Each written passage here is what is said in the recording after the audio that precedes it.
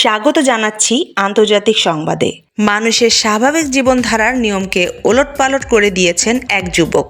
৩৯ বছর বয়সী এই যুবকের দাবি, তিনি অন্য মানুষের মতো কোনো খাবার খান না, শুধু গাড়ির ইঞ্জিনে ব্যবহারের তেল খেয়ে বেঁচে আছেন সুস্থভাবে। অথচ চিকিৎসা বিজ্ঞান বলছে, স্বাভাবিকভাবে একজন মানুষের শরীরের জন্য প্রোটিন, ভিটামিন, কার্বোহাইড্রেট ও অন্যান্য পুষ্টি অপরিহার্য।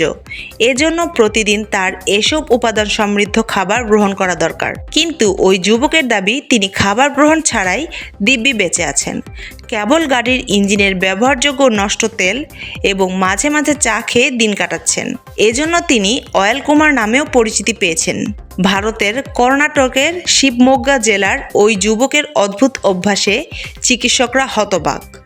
যুবকের শরীরে কোনো মেদ নেই এবং শুধু তেল ও চা খেয়েও তিনি স্বাভাবিকভাবে চলাফেরা করতে সক্ষম। তার কথায়, এই সমস্ত সম্ভব হয়েছে ভগবান আয়াপ্পার কৃপায়।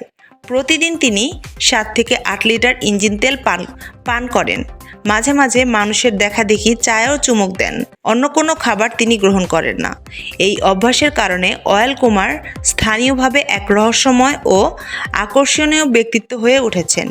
চিকিৎসকরা জানিয়েছেন, গাড়ির ইঞ্জিন তেল খাওয়া সাধারণ মানুষের জন্য অত্যন্ত বিপজ্জনক। তবে অয়েল কুমারের ক্ষেত্রে এ পর্যন্ত শারীরিক কোনো সমস্যা দেখা দেয়নি। তিনি নিজেও দাবি করছেন, তার জীবনধারা স্বাস্থ্যকর এবং শরীর ভালো আছে। আন্তর্জাতিক অঙ্গনের সর্বশেষ সংবাদ পেতে আমাদের ইউটিউব চ্যানেলটি সাবস্ক্রাইব করুন।